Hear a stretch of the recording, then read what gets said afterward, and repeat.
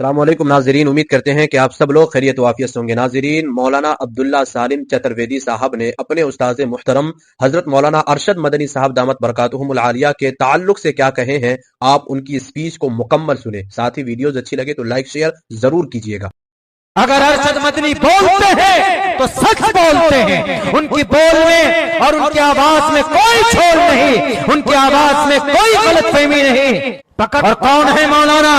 مولانا میرے پرسنلی استاد بھی ہیں، سینکڑوں حفاظ، سینکڑوں علماء اور سینکڑوں انہوں نے اس دیش کے اندر اسپریچول پرسن کو پیدا کیا، عالم حفاظ قرآ کو پیدا کیا۔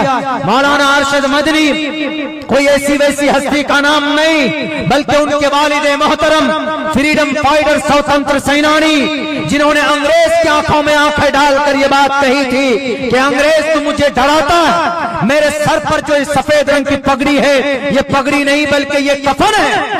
انگریز کی توپ کی کسی گولی میں وہ طاقت نہیں ہے جو حسین احمد مدنی کے سینے کو چیر کر نکل جائے۔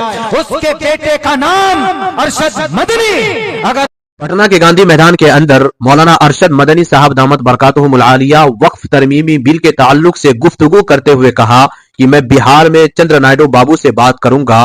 مولانا نے کہا ہے کہ گھر اور محلات کے اندر بیٹھ کر کے کسی بھی مسئلے کا حل نہیں نکل سکتا۔ آپ حضرت کی اسپیچ کو پورے سنیں، ویڈیوز اچھی لگے تو لائک شیئر ضرور کر دیجیے۔ بہار اور چندرا بابو نائیڈو، میں ان کو دعوت دوں اور وہ جمعیت علماء ہند کی دعوت کو قبول کریں۔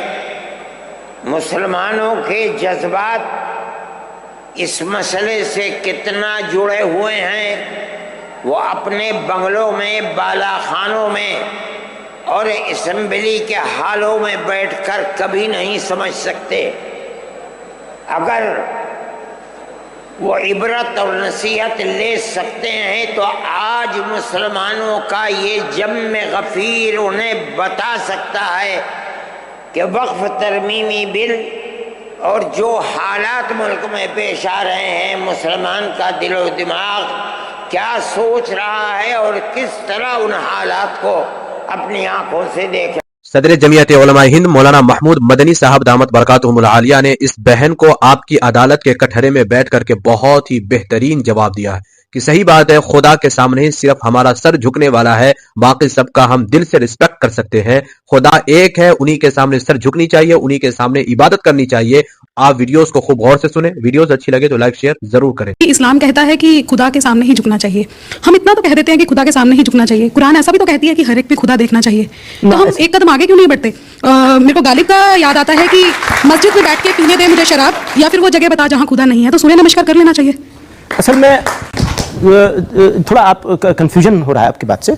ایسا ہے کہ خدا کی بنائی ہوئی چیزیں ہیں ساری، سوریہ ہو، چندرما ہو، جتنی چیزیں ہیں، زمین، آسمان، ستارے، سب خدا نے بنائے ہیں، تو ہم سب سے فائدہ اٹھائیں گے، لیکن سر جو اگر جھکائیں گے تو وہ خدا ہی کے سامنے جھکائیں گے اور کسی کے سامنے نہیں جھکائیں گے۔ سورہ میں بھی تو خدا دیکھا جا سکتا ہے، نہیں جی سورہ میں بھی تو خدا ہی ہے، اور اگر اس سے فائدہ ہوتا ہے، ورزش سے فائدہ ایسے تو ہوتا پھر ہے، ہر چیز کے سامنے سر جھکا سکیں گے تو اس خدا کی خدائی کو چیلنج ہو جائے گا۔ ایسا ہمارا نہ شری رام تھے، نہ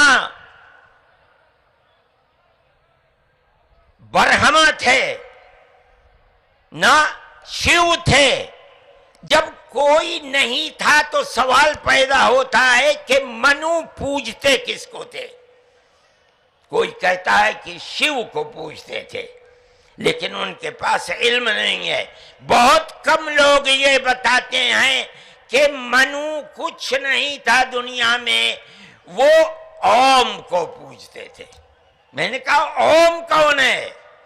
بہت سے لوگوں نے کہا کہ وہ ایک ہوا ہے جن کا کوئی روپ نہیں ہے، کوئی رنگ نہیں ہے، وہ دنیا میں ہر جگہ ہیں، ہوا ہر جگہ ہے۔